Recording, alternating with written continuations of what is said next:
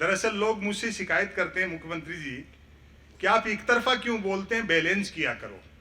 मैंने कहा भाई जी, बैलेंस करने के लिए ही तो एक तरफा बोलते हैं।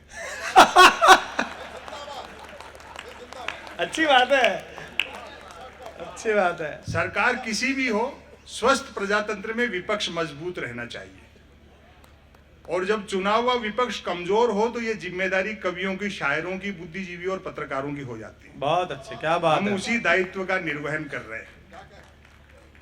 गांधी को लेकर के भी काफी कुछ कहा गया। ये मेरा निजी मत है कि नेहरू के वैज्ञानिक समाजवाद से अच्छा मॉडल हिंदुस्तान के लिए कोई दूसरा मुझे अभी दिखा नहीं, और गांधी साध्य है नेहरू के वैज्ञानिक समाजवाद के रास्ते चल करके गांधीवाद तक पहुंचने का।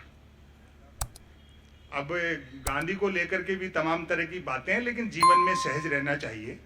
आप ही के प्रदेश के एक भाजपा के बड़े नेता ने कह दिया था कि बापू का आजादी के आंदोलन में कोई योगदान नहीं रहा। हमने उसका बुरा नहीं माना कि भाई हो सकता है खुद के बापू के लिए कह रहे हो।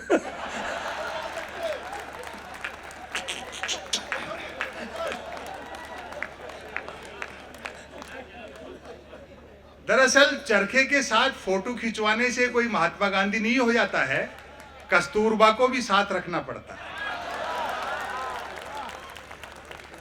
तो तमाम तरह की शिकायतें सहज रहा करो, और इनकी बातों पे गुस्सा मत करो। ये हंसने वाली बातें। जब वो कोई मुझे शिकायत करता है कि साहब देखो पार्लियामेंट, तो पार्लियामेंट लाल किले से भी झूठ बोला जा रहा है। मैंने कहा मुश्ताक अहमद यूसुफी साहब एक बड़े व्यंगकार हुए, उन्होंने एक बहुत अच्छी बात कही है कि बोलने वाला और सुनने वाला दोनों ये जानते हो कि ये झूठ है, तो ये गुनाह नहीं है। समदर्शी भाव में रहना चाहिए। अच्छा, हाँ, विसंगतियों से व्यंग निकलता है। अभी कह रहे थे मध्य प्रदेश शासन में वो दिनेश बावरा बहुत समझ रखता है, लेकिन बोला भाई साहब ये व्यापम क्या था। मैंने कहा आवेदन एक ने किया, परीक्षा में दूसरा बैठा, इंटरव्यू तीसरे ने फेस किया, नौकरी मिली चौथे को और करता रहा पांचवा।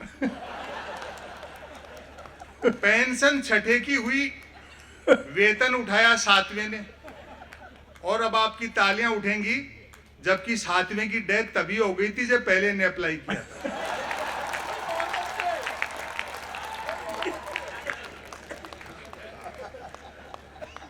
व्यंग कहां से निकलता है? अखबार आप पढ़ते हैं, खबर का शीर्षक देखो, हाँ, आज भारत के प्रधानमंत्री भारत आएंगे।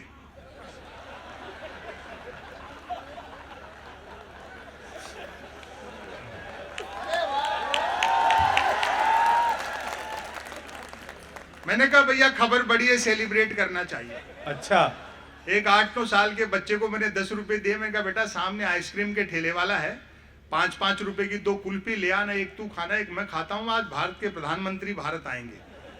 बच्चा गया, एक आइसक्रीम खाता हुआ लौटा, बोले अंकल उसके पास सिर्फ 10 वाली थी, आप फिर कभी खा लेना। और तालियां तो आपकी अब उठेंगी। मैंने कहा बेटा छोटी सी उम्र में इतना टैलेंट, चाय वाय बेचते हो क्या?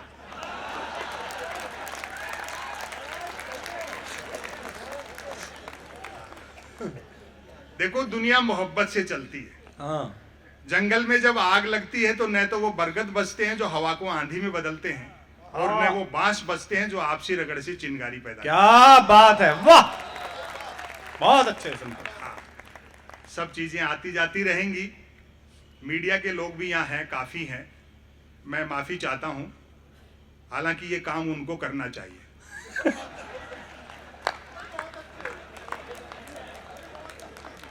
ये भी अपने दायित्व का निर्वहन पिछले कुछ समय से ढंग से निभा नहीं पा रहे। हालांकि गलती उनकी नहीं है जो अपने कैमरे और कलम लेकर के आए हैं, कलम और कैमरा उनको पकड़ा दिया और हाथ पीछे बांध दिए गए। कमाल। आजादी के बाद जब हम थोड़ा समझदार हुए हैं, पहला मौका है जब प्रधानमंत्री कदम ताल करते हैं तो मीडिया उसको मार्च पास्ट बताता है।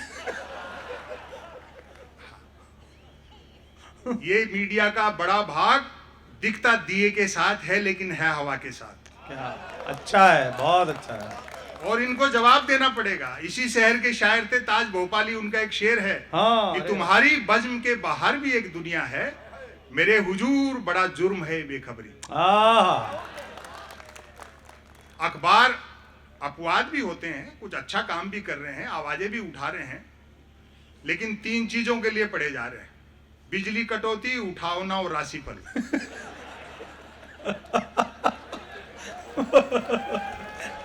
बहुत अच्छे। और रोज नए निकलते हैं। एक दिन तो अखबार के दफ्तर से 2 लोग आगे बोले, संपत सरल जी नया अखबार लॉन्च कर रहे हैं, आप भी ग्राहक बन जाओ। क्योंकि अखबारों का कोई पाठक तो बनता नहीं, ग्राहक ही बनता। हाय हाय, क्या बात है, वाह। 1 रुपए में 16 पेज। और जो मैंने जवाब दिया, 1 रुपए में 16 पेज। मैंने कहा भैया रुपया चाहे 1 की जगह 2 ले जाए, लेकिन 16 पेज खाली दे जाएगा।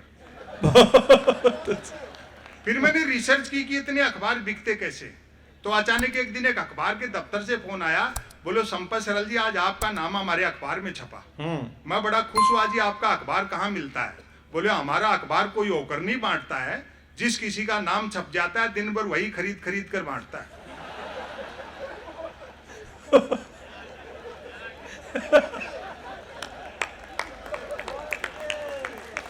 और टेलीविजन वाले बंधु तो इतना हंसा रहे हैं कि आदमी पेट पकड़ ले। वो प्राइम टाइम में बहस आती है ना न्यूज चैनलों पर, जैसे किसी जमाने में अवध के नवाब मुर्गे लड़ाते थे।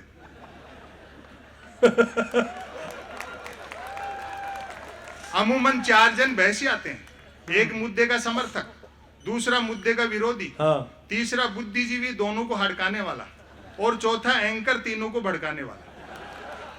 और अब आपकी तालियां उठेंगी, चौथा एंकर तीनों को भड़काने वाला बहस होनी होती है गरीबी की रेखा पर, और करते रहते हैं रेखा की गरीबी पर। अच्छा है। पूरा वैश्विक परिदृश्य आप देखो इस समय, खाली यहीं की बात नहीं है, वो ट्रंप हो, पुतिन हो, आबे हो, जिनपिंग हो, वहां वाले हो या यहाँ वाले हो। जनता को लगता है कि राजा का चुनाव प्रजा करती है। दरअसल 10-12 मल्टीनेशनल कंपनियां मिलकर के जिसमें चाबी भर देती है, हाय वाह, क्या बात है, क्या हिम्मत है। वाह। जिस दिन उनका काम पूरा हो जाएगा उस दिन नीचे उतार देंगे। 2 चीजें हैं, बाजार और बाजारवाद, दोनों में अंतर है। बाजार हर युग की जरूरत है। बाजार का मतलब है जरूरत के हिसाब से चीजें बनाना, और बाजारवाद का मतलब है चीजें बना करके जरूरत पैदा करना। वाह।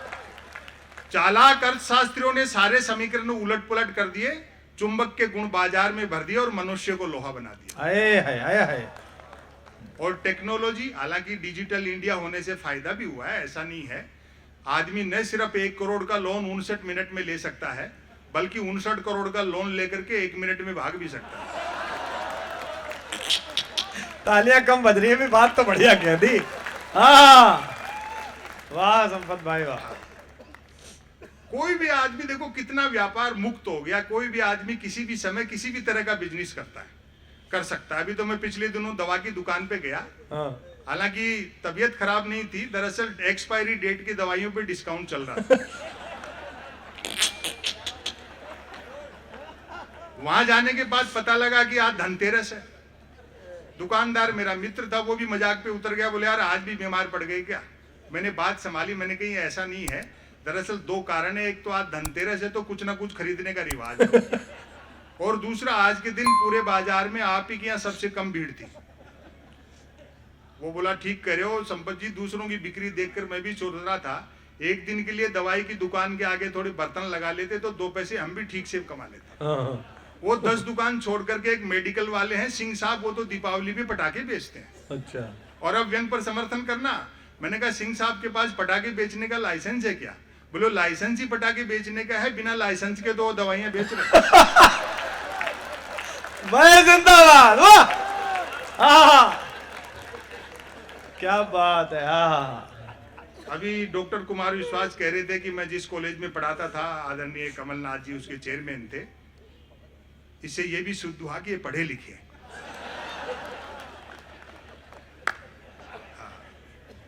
और मुझे अच्छा नहीं लगता जब विपक्ष के लोग एक आदमी को इतना टारगेट करते हैं। आपने प्रधानमंत्री जी की डिग्रियों पे सवाल उठाए, ये कोई अच्छी बात नहीं। भाई जब सैटेलाइट लॉन्च होकर के अपनी कक्षा में स्थापित हो गया, धरती के चक्कर काट रहा है, फिर क्यों डिजाइन पे बहस कर रहे हैं?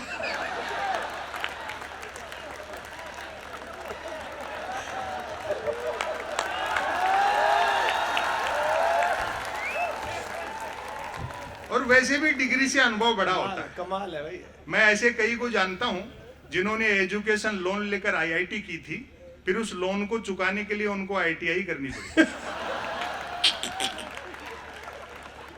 हालांकि बाद में पार्टी के दो बड़े नेताओं ने बाकायदा प्रेस कॉन्फ्रेंस करके प्रधानमंत्री जी की डिग्रियां दिखाई। तब जाकर विपक्षियों का मुंह बंद हुआ कि हमारे प्रधानमंत्री ने न सिर्फ एमए कर रखा बल्कि बीए भी कर रखा। और आज ये डॉक्टर कुमार विश्वास होटल में पूछ रहे थे, बोले क्यों भाई जी, जब प्रधानमंत्री इतने पढ़े लिखे हैं तो मैट्रिक भी करी रखी होगी।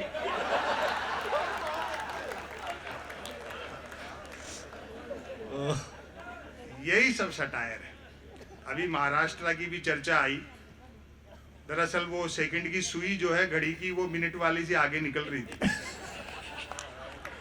क्या बारीक है, वाह। लेकिन उसको पता नहीं था कि सेकंड वाली पूरा चक्कर काटती है, तब मिनट वाली थोड़ी सीख सकती है। और ये पहला मौका है मंत्री महोदय महाराष्ट्र में जब चौकीदार का पाला थानेदार से पड़ा।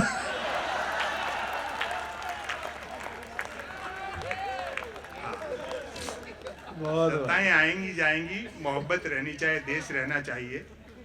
पाकिस्तान, चाइना, इन सब विषयों पे तो कर्नल साहब बोलेंगे, क्योंकि ये तो आमने सामने चेहरे से चेहरा मिला करके, आंखें से आंखें मिला करके लड़े हैं। मेरे लिए ये व्यंग के विषय नहीं है भाई। उस पाकिस्तान पर क्या लिखना, उसकी जितनी आबादी है उतने तो अपने 24 घंटे फ्री वाईफाई के चक्कर में 4G टावरों के नीचे बैठे रहते हैं। अच्छा है। और चाइना से भी युद्ध हुआ तो इस बार आर पार की होगी, 62 वाला हिंदुस्तान नहीं है। हाँ। हम जीतेंगे और उस खुशी में फिर चाइनीज पटाखे फोड़ेंगे। वातावरण में अजीब सा तनाव है। विकास का एजेंडा कह करके आए थे, कुर्सी मिलते एजेंडे के विकास में लग गए। और सवाल खड़े करो तो जूता निकालते। कई तो भक्त इतने गुस्से में रहते हैं कि जिसको पीटने दौड़ते हैं उससे आगे निकल जाते हैं।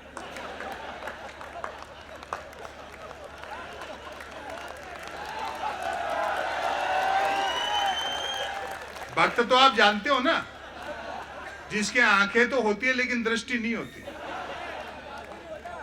वो अंध भक्ति में इतना डूबा रहता है कि हर पत्थर को देवता मानता है। वो एक भक्त तो माइल स्टोन को देवता समझ करके नारियल चढ़ा रहा था। तो किसी ने उसको समझाया, बोले भाई अकल से काम ले, जो कि नहीं थी। बोले जिसको तुम देवता समझ रहे हो वो माइल स्टोन है, वो अंध भक्ति में डूबा था। बोले नहीं, ये साक्षात देवता है। देखो इसने यहीं से बता दिया है कि दिल्ली 250 किलोमीटर है।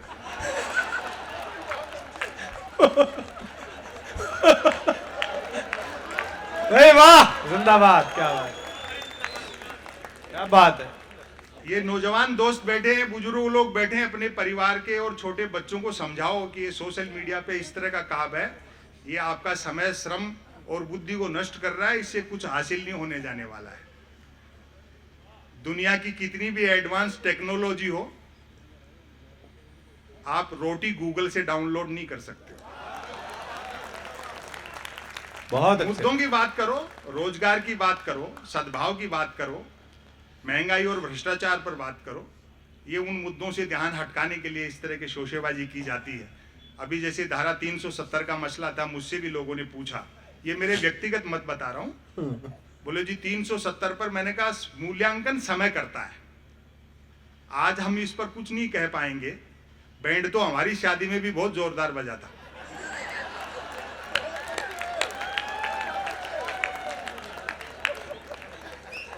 अभी एनआरसी का मसला है। मैं समझता हूं कि अगर वो शरणार्थी हैं चाहे घुसपैठिए हैं, धर्म के आधार पर किसी के साथ भेदभाव इस देश की हजारों साल की परंपराओं के विरुद्ध है। न सिर्फ लोकतंत्र और संविधान के विरुद्ध है, हजारों साल की भारतीयता के विरुद्ध है। ये सारी चीजें जो आया है वो सबका है। और ये धर्म के झगड़े भी नहीं है, इतिहास के नाम पे लड़ाते हैं। महाराणा प्रताप का मुख्य सेनापति हाकिम का पठान था। क्या बात है, वाह। और अकबर का मुख्य सेनापति राजा मानसिंह थे। वाह, बहुत अच्छा। वो सब साम्राज्यवाद के झगड़े थे। धर्म भी उसमें एक फैक्टर हो सकता है। तो मोहब्बत से काम लेना चाहिए।